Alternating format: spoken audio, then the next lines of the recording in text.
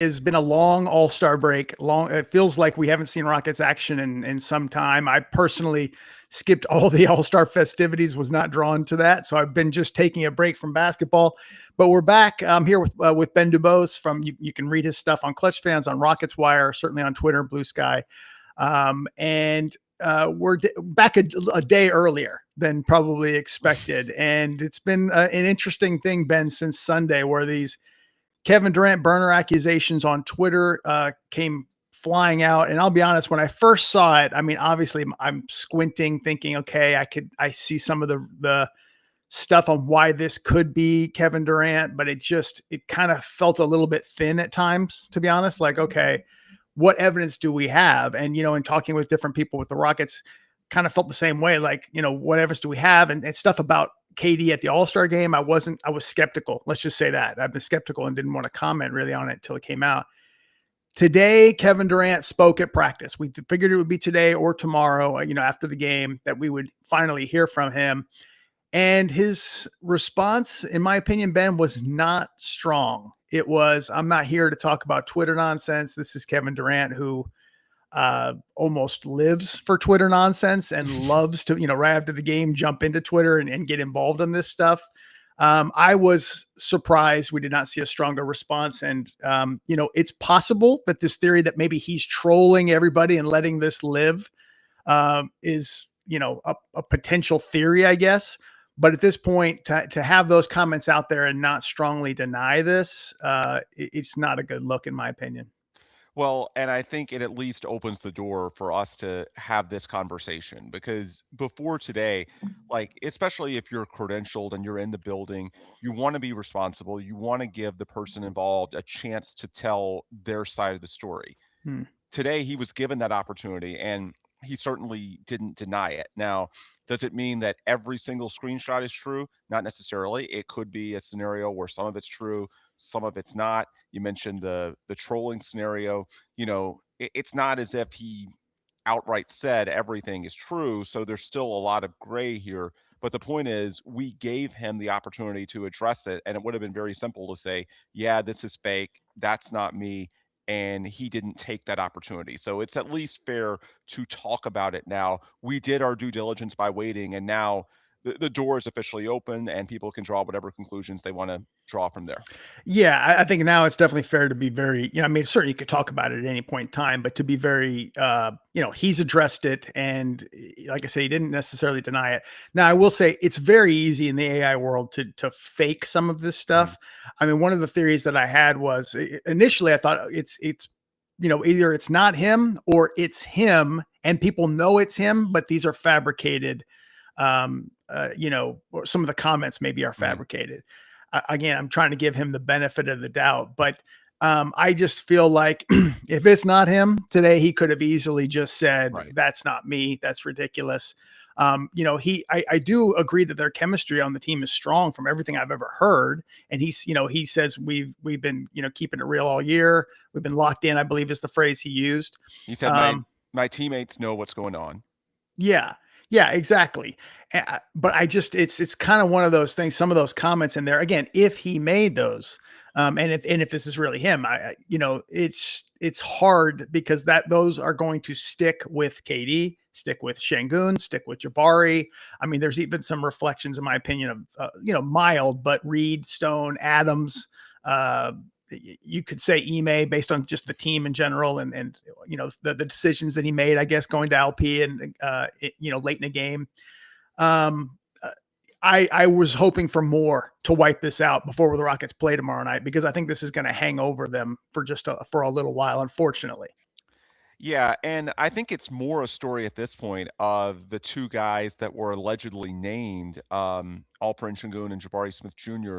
most directly. There was a little bit of a Ime Udoka implication, as you said, but it's more about Alpi and Jabari. I think with Kevin, it's honestly not that dissimilar to the 2017 burner scandal that he had in Golden State. And the next year, he went out and led them to another championship while winning NBA Finals MVP. So I think it's pretty clear that Kevin's able to compartmentalize. And I think to him, this stuff is normal. Now, do I myself personally find this normal? No.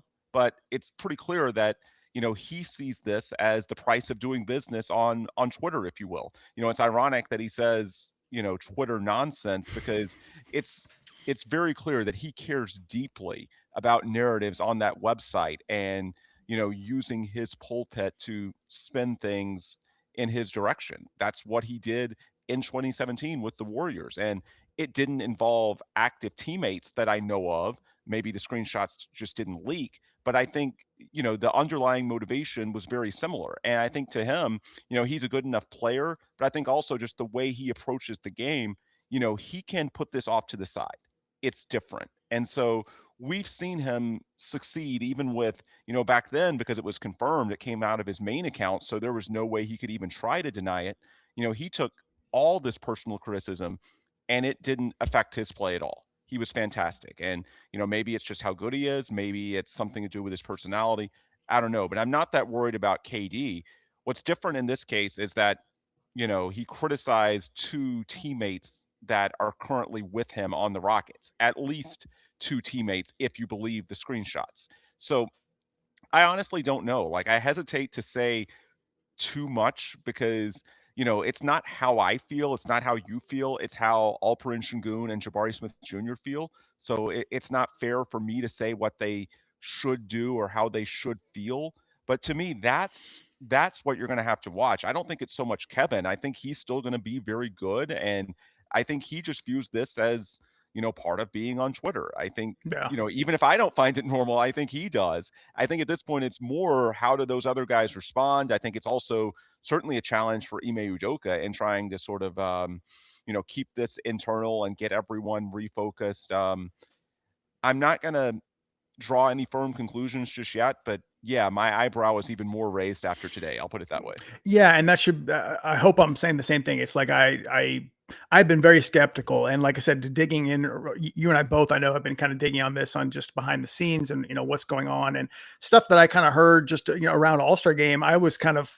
I really was leaning more towards he's trolling. He's letting this fester, and even being aware of him being on the phone while he's in warmups and all that stuff. Like he was very self-aware is what I was getting at. And it's just, like I said, I just feel like that was the time for him to just kind of nip that in the bud. I mean, it was concerning when he didn't even say anything on Twitter Right. after the game. And then the next day, that part was a concern, but Kevin Durant, the basketball player, is amazing. I don't think anybody, can go back and look at that trade and say, as far as the basketball player that they got, that it wasn't a good trade. It's the criticism of the trade. And I thought it was, fair at the time, and was just the age. And so you need to be ready to win with Kevin Durant turning 37 shortly after the trade. The other criticism, though, was leadership. And we didn't know this. I thought, well, he's doing a great job on a young team being a leader, but people would consistently say he's not a leader.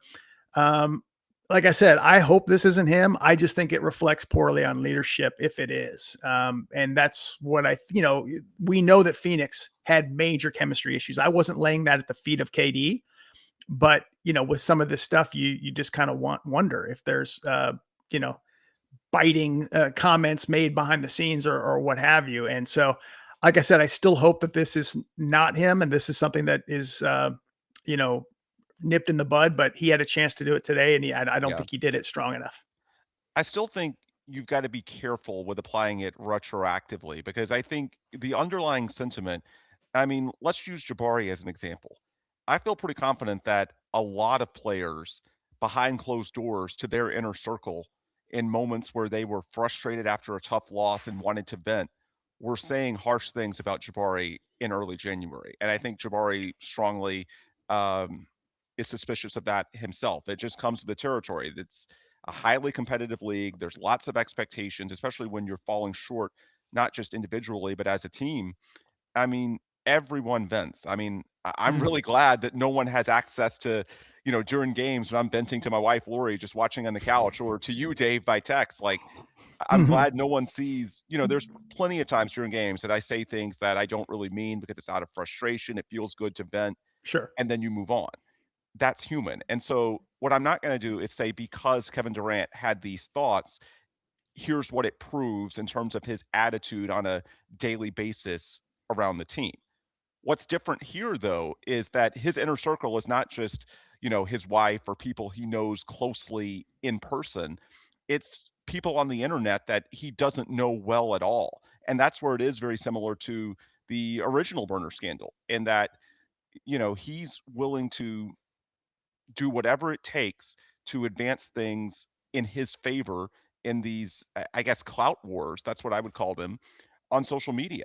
Like, one of the alleged screenshots speaks to it perfectly. The one where he allegedly says, why are you talking about my turnovers when Shingun isn't shooting or defending well? I'm not quoting it verbatim, but I you know almost what I'm said getting he at said he here. can't shoot or defend. Yeah, But I was yeah. giving him the benefit of the doubt. Okay, yeah, that was definitely softened, but yeah. Yeah, trying to be nice here. The idea, the reason he's doing that is to sort of take heat off himself and put it on someone else. And so it's to sort of advance his profile, boost his narrative, if you will. And for whatever reason, he cares very deeply about that. I don't care how much he tries to call it nonsense. It's pretty clear, not just today, not just this week, that he does, in fact, care very deeply and much more than the average professional athlete. And, to this point, maybe it served him well. Maybe it's provided him fuel to Mm, be one of the best NBA players of all time.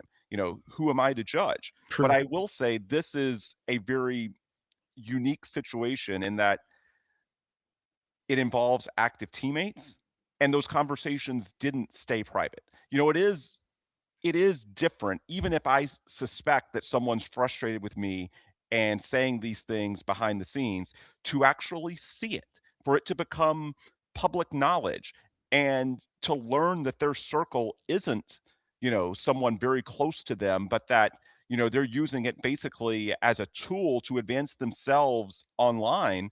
I mean, that is a little bit different. And so, even if it wasn't intended to put them on blast, even if it was meant to be private, this is a little bit different. And so I guess that's what I'm trying to balance here. I wouldn't necessarily apply it retroactively, in that, I don't think the sentiment itself is like that shocking, but I do think that, just because the sentiment is understandable, at least to a degree, it doesn't mean that Alpi and Jabari are going to be able to easily move past it if it's true, Mm. simply because most of these other venting sessions stay behind closed doors for a reason. People vent to those they can actually trust. Yeah, I'm glad you pointed that out.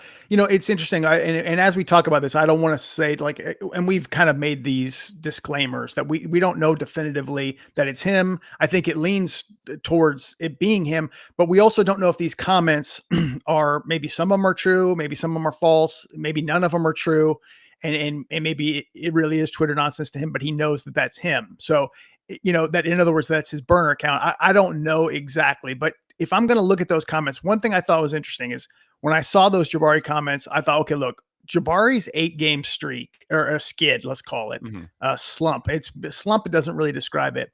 It was horrific in how extreme it was. It really was unbelievable, because we were recapping it in the middle of it all as we were drowning. Right. Like, what is going on? And it's really interesting. I thought he had to have been making these comments during that. And sure enough, it was, because if you look at one of them, there was a tweet that was referenced about KD playing too many minutes. And so you have a timestamp on when that was actually made. And that was the same game that Jabari went 1 for 10 from 3. And it was basically the last horrible game that he had in that stretch. And since then, he's 42 to 43% from 3. He's, the last 10 games, he's 62% true shooting. I mean, he's played a lot better. Like, knock on wood, Jabari's out of the woods. We all know he's very capable of going through another slump, but that's a positive sign, right? So it's when he made those comments compared to what Jabari's doing now certainly is different. Şengün's, I think, another story in the sense that he's describing, his weaknesses that I've certainly talked about extensively, shooting and defense. And it kind of gives you, for better or for worse, or I should say, whether that's accurate or not, people look at this team as KD and Şengün. That's the guy that, is supposed to be his partner in crime. And he even called him sort of his, the guy who's supposed to be your franchise player. So it's hard to kind of overcome those comments, in my opinion. And I think that's, in the Twitter world that we live in, we're going to hear about this the rest of the season. Although I will say it's an opportunity for Şengün and Jabari if they play well on the other side of the All-Star break and they're able to put it past them and the Rockets win a lot of games and they do have a favorable schedule. I think the sixth easiest in the NBA, the easiest among Western Conference contenders. If Şengün and Jabari put this in the rearview mirror with everyone having this as a talking point, regardless of how accurate it is, even if it's not all accurate, maybe just some of it is, you're right that it's going to be out there.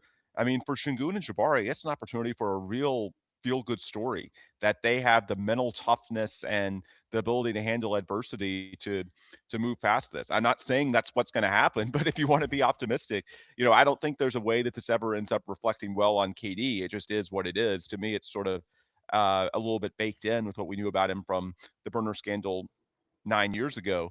But with Şengün and Jabari, I mean, boy, if they play well the next couple of months and the Rockets make a run, not saying that's going to happen. There's definitely a world where it goes the other way, but there's an opportunity here to where you'd feel a lot better about those guys moving forward. And more importantly, I think the fan base would absolutely rally around them. Like this is only going to pick up as the Rockets start playing games and everyone knows that Kevin had the opportunity to deny it and passed on it. More people are going to talk about this in the media. After the All-Star game, when this was first coming out, Bill Simmons and Zach Lowe were very hesitant to weigh in. I think everyone was sort of wanting to give KD his opportunity. Well, now he's had his opportunity, and so I don't think people are going to have, they're not going to be hands off anymore. They're going to be more hands on. So you're right. This is going to be a talking point, and if Şengün and Jabari are able to move past it, I mean, there's a world where it makes them look better in the long term. Yeah, no, that I definitely agree. Hopefully, they come out of that fire looking better. When again, we don't know which comments are real or if any of them are, but the one of them said he was sick of Steven Adams, I believe, which that's when I said, okay, this has got to be, Yeah, that was fake. It's Yeah. got to be fake because I'm like, no way is that. I mean, he trust me, he knows the value of Steven Adams. And the other thing is everything I've ever been told, people I've talked with, him and Jabari are tight. I mean, look at when Jabari was slumping. That had to be KD signing off on letting Jabari shoot some of those technicals. Oh, for sure. And so I thought that really was a sign of some of his leadership. I want to believe in KD. I just, when you see stuff like this, I do think about the fact, and I brought this up at the time of the trade, how interesting it is that the Rockets had built their team in part by betting against Kevin Durant teams, the future of Kevin Durant, and it worked swimmingly in a lot of ways. I mean, they got Tari Eason out of the deal. They got Reed Sheppard out of the deal. They got the 10th pick of the draft, which ironically they, flipped for KD. I mean, they boosted the future of their team by basically betting against the future of Kevin Durant teams. And then they bet on the future of a Kevin Durant team, their own. And so it's an interesting sort of contrast. And I want this to work out for sure. And I see the amazing talent he is, super, super efficient. But, for a guy who's a legend and, unquestioned really how good he is, it's just tough that this is even a thing. I'm saying? I understand the desire to have a burner on Twitter. I mean, you take all kinds of criticism. You want to do it without it reflecting on you. But, I just wish there was a little bit more, less rabbit ears, more security in how good he really is. And people know how good he is. Yeah, and my guess is that a lot of those comments, if they're true, again, we don't know which screenshots are true and which are people, you know, just engagement baiting by, using it to their advantage. But I really don't think KD truly believes a lot of what's out there. I think a lot of what's out there is just, vent sessions after, a tough loss, a season that at times has been underwhelming really for the last couple of months. I mean, I think this has sort of weighed on them. Their last 36 games going into the All-Star break, the Rockets are 20-16. So in terms of their record and being number 4 in the West, it's that 13-4 start that's doing so much of the heavy lifting. Rafael Stone after the trade deadline, when he talked about being top 5 on offense and defense, so much of that data was being propped up by the first 17 games. We have a sample more than double that the last 36 where they've been pretty mediocre or maybe slightly better than mediocre. And so I think that's weighed on all of them, most notably Kevin Durant as a 37-year-old who's the best player, the leader of the team. And so I highly doubt, give him some time to reflect that, he's as down on those guys as, he allegedly said in the moment. nonetheless, you do have to be aware, especially in today's screenshot culture. Hmm. You have to think about what happens to me if this gets out there, Oh yeah. and so that's what makes this such a difficult situation. And I also think, this is another area where the Rockets, in my opinion, really miss Fred VanVleet. Over the All-Star break, I caught a lot of flack. Someone aggregated our post-game podcast, I think from after the Thunder win, where I Hmm. reminded folks, it wasn't new reporting. I just reminded folks of what I had reported last June, that the Rockets would not have traded for KD if Fred wasn't going to be here. Like, they made Fred off limits in the talks with Phoenix, even though he could have almost matched the salary by himself, because they just didn't view the team as being good enough. If you subtract Fred but add KD, for that type of win now move to be worth it. And then what ended up happening, not only did you lose Fred anyway, at least for this season due to injury, but you also lost Dylan and Jalen as the salary matching pieces in the trade for KD. And then halfway through this season, you lost Steven Adams as well. And I think, a lot of folks look at it in terms of the X's and O's, what Fred provides as a floor general, as a point guard, and that's part of it. But he was also the leader of those teams the last 2 years. He was the heart and soul. And so I think with KD, it's a big culture shift. And I think retaining Fred, and, he is still on the sidelines, but I'm sorry, it's just different when he's not playing.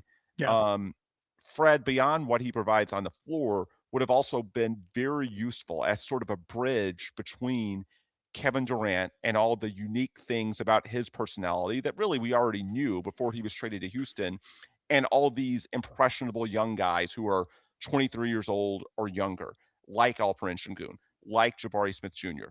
Fred was useful not just for the physical ability, but the leadership, the intangibles. And you still have some of that on the sidelines, but it's not nearly the same as when he's a player. And so for me, it's a reminder of, not just, not having a point guard. It feels like that's everyone's go-to, but the way the Rockets look at it, and I think they're right, it's not having a point guard. It's not having Fred VanVleet. He was so important to them, not just in terms of the X's and O's, but in terms of just who he is as a person, as an extension of Ime Udoka, as a bridge in that locker room between the young guys and the veterans.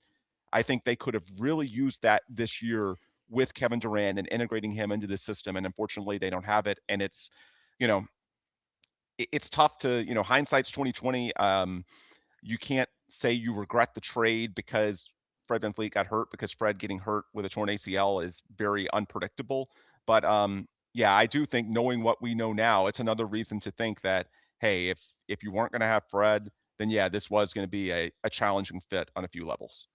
Yeah, and and I know when that got aggregated, I saw people saying that was excuse making by the organization or something like that, and I guess I just chuckled because I know you had said that before the Rockets even traded for Kevin Durant, and certainly much a lot like a month or two before Fred even got hurt. So it was something it was you said it, I believe, on Locked On Rockets with Jackson Gatlin. Shout out to Jackson.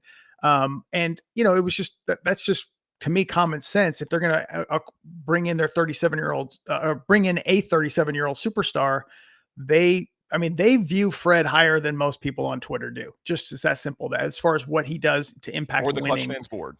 and the Clutch Fans board, certainly. They do. And so he is a key part of winning. And so, that to me is just, the way it goes. I feel like this team, first of all, I don't feel like the Rockets have given up in any way on this year. They just recognize what they've lost. They lost Adams and Fred, and those are two very key pieces. They're not giving up. I just feel like that they're going to say to themselves, hopefully this makes us an even better team next year when amend and redevelop. And, just we give it our best shot this season. It's a special year with KD, certainly what he's doing. Hopefully he's doing this at 38 as well, because I think that next year they're going to be a lot better. Knock on wood, everyone's healthy. And I think that this summer they're going to be in a good position to make moves. Again, I'm not overlooking the next 2 months and what this team does in the playoffs, but I just think that I'm probably more excited about the potential of next year with everybody back and with the Yeah. changes they make in the summer than I am this year, And because I'm just being realistic about what they lost. and to respond to a comment in the chat, and I'm not saying that this view is invalid, but someone says not getting Fred VanVleet insurance was also a choice, though. Hmm. Yes, but the way they look at it, and this is the point of dispute, you can't, let's look at Kevin Durant and what he's meant to this team this season. If Kevin Durant, God forbid, went down with a torn ACL, I Hmm. don't think people would say, oh, let's just find a 20 points per game small forward with decent efficiency, and bam, we replace Kevin Durant and we keep it moving. We stick with the same formula. No, people would look at the KD injury as transformative to the outlook. And I just don't think people, when I say people, I mean what you were talking about, the fans on Twitter, the fans on Clutch fans, um, I don't think the Rockets view it as a situation where you can have, just a run of the mill backup. And if, God forbid, something happens to Fred, you just slide that guy in and you keep it moving. Like, for a number of reasons, and the traditional box score doesn't show it, I don't think the Rockets view Fred VanVleet is as being as good as Kevin Durant. But I don't think the gap is nearly as wide as a lot of people think. Like, you could not possibly think more highly of him than the Rockets do. And so I just don't think it's a situation to them. Now, you can disagree with them, but I just don't think they see it as a situation where, we could have a solid, you know, I can't, who would be a good backup, Dave? I was going to say like Kobe White or Cam Thomas, but that's a different archetype. Who's like a steady point guard backup that they could have had? Tyus Jones. Is Yeah, that maybe like a Tyus Jones. That's a good yeah. example. And then you largely keep the same formula, and maybe you get a few, extra things somewhere else. No, they view losing Fred based on his unique combination of skills as transformative. And you don't have to agree with them. You can feel differently, but that's the point of dispute. To them, losing Fred is a lot more complex than just whatever his traditional box score stats would indicate from a year ago. And that's why, you know, they are more willing, and they're still willing to give those developmental opportunities to Amin and Reed, because the way they see it, they're not really going to be able to replace Fred VanVleet anything close to what he gave you in terms of his play. So they'd rather err on the side of younger guys and, perhaps bolster their development a little bit. And so even if they don't, you know, fill Fred's shoes this year, the hope is that they're in a better position long term to gradually take on more responsibility. I think, to close the loop on Fred, that's the way the Rockets are looking at it. Fans just have a lower opinion of Fred. I can't tell you that you're wrong, but I think that's why it's a lot more complex than, oh, just have a Tyus Jones or TJ McConnell level backup. Yeah, that makes total sense to me. We'll see what they end up doing. Like I said, I'm still hoping for a men and redevelopment. As far as Fred, I mean, I can certainly tell you at least the first year Fred was here, they viewed him as their best player. No disrespect to Amen. I guess he was a rookie that year, Şengün, all those guys, but he was the guy most responsible for turning this thing around, at least on the court. And Jalen, of course, was on that team, but that's how they view Fred. And I think I don't necessarily need to go into this, but there's a contrast or a difference between how a lot of people sometimes on Twitter or Clutch Fans Board or whatever can view players, based on how they fill up the box score, as opposed to players who maybe don't fill up the box score as much, but impact winning a lot more. And I think that's what happens in the case of Fred and Adams. Tomorrow night they play the Hornets. Ironically, there was one of those comments where, in the KD files, where KD allegedly said that me on the Hornets is better than me on the Rockets on this team. So as in he would be better with the young talent on the Hornets than he would be on the young talent with the Rockets. Again, allegedly. It's just kind of funny that that's the first game coming out. I don't believe who is out. Diabate and what's his name? Bridges. Thank you. So that's like a significant loss for them. Hopefully the Rockets can get a little bit of revenge. They did lose at home recently to the Hornets, but that is tomorrow night. Anything you looking at in this game, how the Rockets come out, they should be refreshed. We're not going to hear any more about injuries or, fatigue or any of that. They played a lot of stretch. They just had a week off. They should be ready to go tomorrow. Yeah. I mean, the case for optimism, they struggled before the All-Star break, but they did the last 2 years as well. And post All-Star break, they were 17-11 2 years ago, including the 11-game winning streak in March.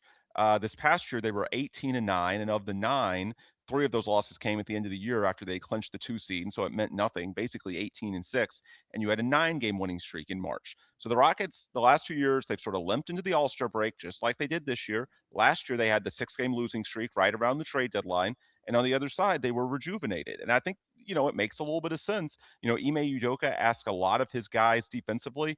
Side note on Ime, classic quote. Someone asked him about the burner situation at today's Oh, media today I missed availability. it. I didn't see it. I don't really live in that world or comment on social media or Twitter or any of that, so I don't pay much attention to it at all. Life is a lot simpler that way. Oh gosh, it sure is. Unfortunately, certain other people take Twitter a bit more seriously. Oh, do they ever? I've Yeah, actually drifted farther away from it. It's just so it's the whole world and just it's yeah. just the craziest thing, you know. But to get back to the point, I think Ime ask a lot of his guys, especially defensively. He also doesn't play a super deep rotation, and so I think that period between the NBA Cup and the All Star break, sometimes his teams are running on fumes. That period between the Cup and the All Star break games, the schedule is really compressed because you're trying to make room for those 2 weeks or so off. And so, especially this year's team with a 37-year-old superstar and 2 of the top 3 guys in the NBA in minutes, KD and Amin, and Şengün's had a few nagging injuries in there. Yeah, I think this team was a little bit worn down. I think you saw it in January with the 3-point shooting, not having their legs. I think Mm. you've seen it in February with the turnovers. So from strictly a basketball perspective, there's reasons to think that you give them a week off to sort of recharge and to get their second wind. With Reed, I think he may have hit something of a rookie wall because it's his first real season, so to speak. There's a lot of reasons you can point to along with a weaker schedule to say that this Rockets team starting tomorrow in Charlotte should play a lot better. It's just, now you've got this. I don't know if I want to call it a headwind because it doesn't have to be. It's all how Şengün and Jabari respond to it, but you've got this distraction. And so it's just an interesting mix in which, from a basketball perspective, from a scheduling perspective, there's reasons for optimism. It's just this sort of throws everything into flux. Yeah, and I'll close with a good note. I don't know if you saw the Cedric Coward interview with Kevin O'Connor on Yahoo, but he was asked about the toughest matchups he's faced in the league, and definitely spoke extensively on Amen Thompson and just talked about his defensive IQ kind of being off the charts, his instincts. Talked about how he will gamble, but not in a traditional sense where somebody gambles, they lose. He gambles and still recovers immediately, and he's still right in front of you. I thought it was, Coward is, I thought this before the draft as well, just really like intelligent for a rookie, like just a smart basketball player, very well spoken, and talks about the game with a lot of depth. And I just thought it was interesting what he had to say about And him. And so that was yeah. cool. And one other comment in the chat I want to respond to. Yeah. Someone says they didn't use the same mindset with Steven Adams that they did with Fred VanVleet in terms of, simply turning it over to the young guys. Instead, they signed a veteran backup. I mentioned they didn't go for a Tyus Jones tier type of player to back up Fred, whereas at center, they did sign Clint Capella. I think there's a couple of differences. I think first off, Steven, there were more red flags that you might have to prepare for him missing some games. And really, I don't think they signed Capella, as a what if Steven suffers a serious injury. It's more, well, we know he's going to need to be load managed, not play back to backs. Like Steven had many more red flags just in terms of his style of play, his body. He recently had a major surgery. He couldn't play both ends of back-to-backs last year. So I don't think they viewed Capella as a Steven replacement. It's more just to help you, load manage a guy who already had some serious issues. Whereas with Fred, he had played in 60 or more games in each of the last 4 seasons. He had never had, in his estimation, a serious injury in his life. And he had played in back-to-backs. Like there just weren't nearly the red flags. And then finally, you did have 2 guys in Amin and Reed in-house that you could turn to fill those point guard minutes if something happened. Whereas at center, there wasn't really, a third or fourth string, a young developing big that they could turn to. So I think for all those reasons, they went for Capella in a way that they didn't go for a player of Capella's tier at point guard. With that said, I don't think they really view Capella as an Adams replacement. It just so happens that unfortunately it's the best option that they have right now. And I think, yeah, it's they're doing the best they can. I think if there's one reasonable criticism that you can have about this Fred and Steven backup plan, it's that if you're not going to go the veteran route at point guard, they do need to trust Reed Shepherd a little bit more. To me, that's the one thing that you can nitpick with Ime Udoka in terms of the rotation and who he's choosing to play. You know, Amen's going to get a long leash because they love Amen Thompson. And even if he doesn't have it going on offensively at a given game, he's just ridiculously important on defense. Reed Shepherd, his minutes dipped from 26 in December to 22 in January. And I know there's the defensive concerns. I know there's, Reed and Şengün together. How can they hold up? Well, that's where, trust your great defensive coach to figure it out.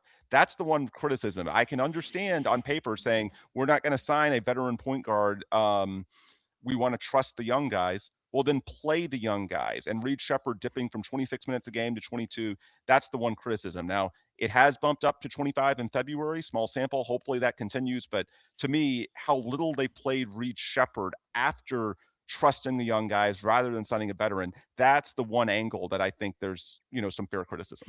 Where do you think you or others want to see his minutes? Like 30, 28? I'm just curious what is enough. And I'm not saying you specifically. I know a lot of people say we want to see Reed play. I'm just curious, what is it? Do they want him to be a starter and go 34 minutes a night, or are they going to be content with 28-ish? He's playing decent minutes, but you're right. He's not getting starter minutes. I think it's got to be at least 25. Like anyone, in my opinion, at 25 or more is at least a quasi starter. Like Tari Eason is averaging about 25 minutes per game, and lately he's been a starter. To begin the season, he wasn't. But I think people would and do view Tari Eason as a starting level player. To me, if it's below 25, that's more of like a seventh, eighth man. Whereas once you get, above 25, and inherently, if you have it going on in a given game, it doesn't take much to get you to true starters minutes at 30 or above. To me, 25 is the magic number. And he was there through December, and in February, he's above it, a little bit above it. And it has been juiced by, the one game that Reed started in Indiana when KD was out. So that sort of artificially gave him a bump. But I'd say at least 25. I think that's sort of the sweet spot that they need to be aiming for. Fair enough. We'll see how this goes tomorrow night. Rockets Hornets, and we'll be back with post game. I believe Cron.com's Michael Shapiro will join us. Is that? I think so. I think that's confirming that's the plan. Okay, cool. Should be the three of us. Appreciate everybody tuning in. Random afternoon to talk about the KD files, and hopefully this, KD files. Yeah, exactly. Hopefully this does not impact the team negatively, and hopefully this is also something that just he wasn't involved in or isn't. It's just not looking that good. But we'll see how this continues to play out. You definitely have not heard the last of this. But we'll be back tomorrow night, and we'll have a great game to discuss. Rockets Hornets. Appreciate all of you guys, and we'll see you then.